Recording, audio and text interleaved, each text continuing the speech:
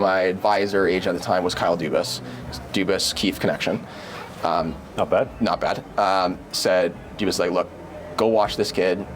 Keefe drove from Ottawa to Montreal to watch me at a goalie camp. Sheldon Keefe did. Yes. Okay. And it was like, sure, we'll sign him as a backup. And I said, we can't promise him. He said, I had offered a team from Canada in the same league for 15 games, and then I had an offer from Keefe that said, I can't promise you anything.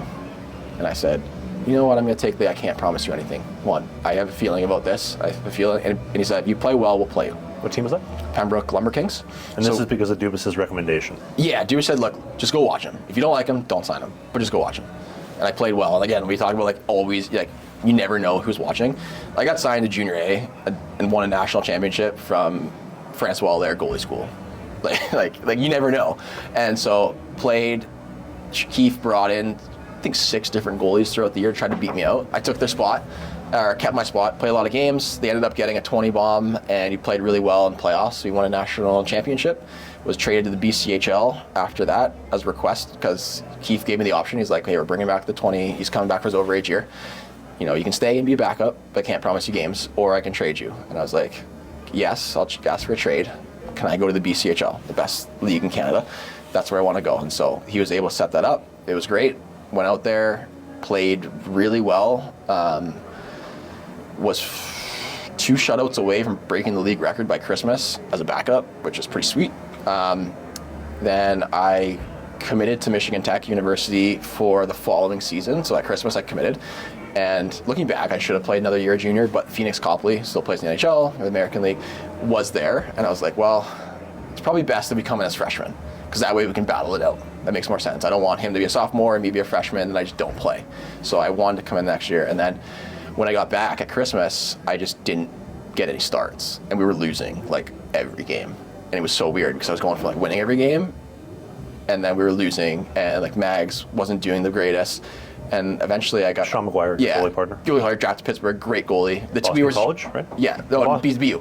And we were struggling as a team, but I wasn't getting starts. And it was kind of like, I went from like winning every game to not playing. So I went in the coach's office and I was like, hey, like, why am I not playing? And he goes, Jamie, I'm gonna be honest with you. I'm not happy that you committed. We wanted you here for another year.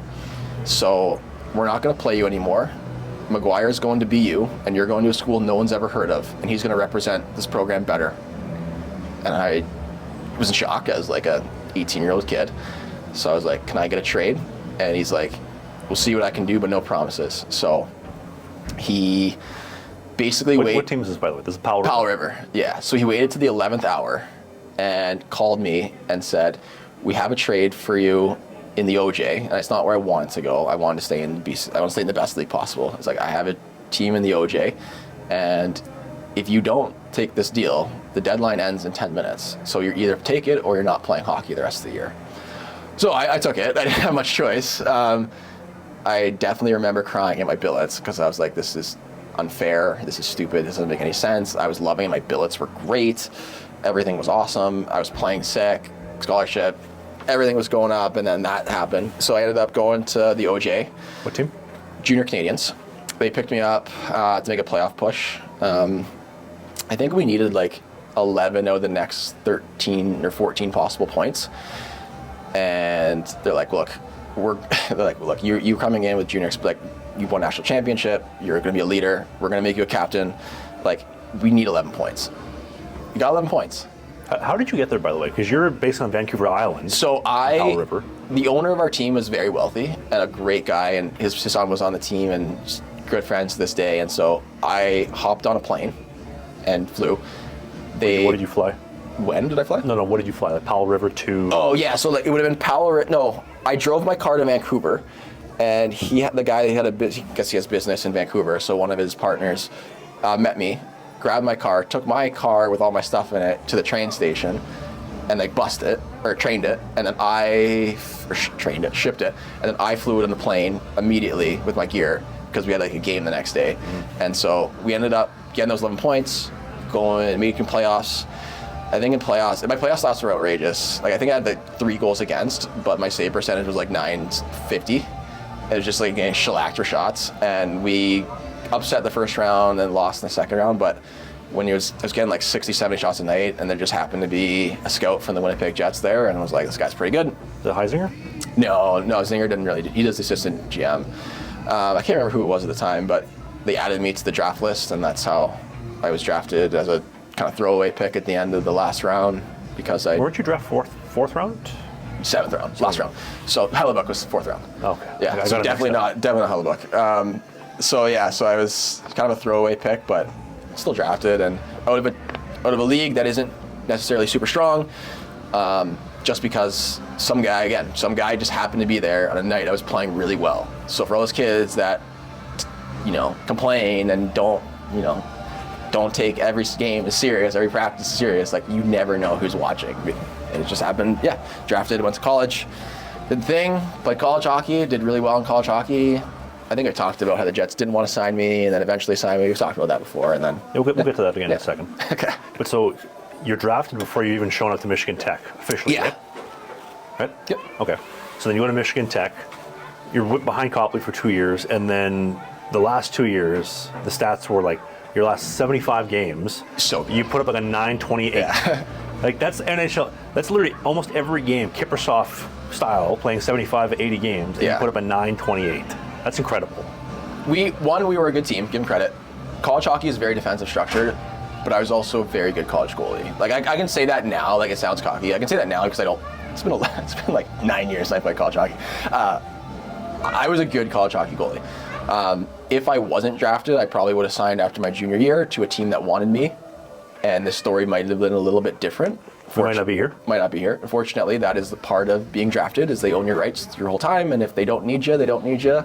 The Jets didn't really ever need me, and so that's part of filling a roster spot. Well, so let me just back you up for a sec, because you mentioned this on the first show we did. Yeah. So the Jets draft you, they own your rights during your entirety of college. Yes. No anybody else gets any pickings.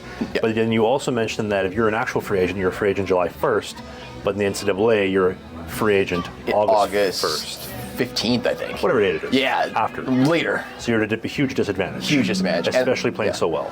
And especially when you're playing so well and you're property of a team, like the other teams don't have interest in you because they're like, why would they not sign him? So like it just sucked. So I remember at that point, I told myself that if I didn't sign with the Jets, which when they said straight up, we're not going to sign you. So I was like, okay, like I'll probably sign like an American League deal. I think Texas Stars were interested.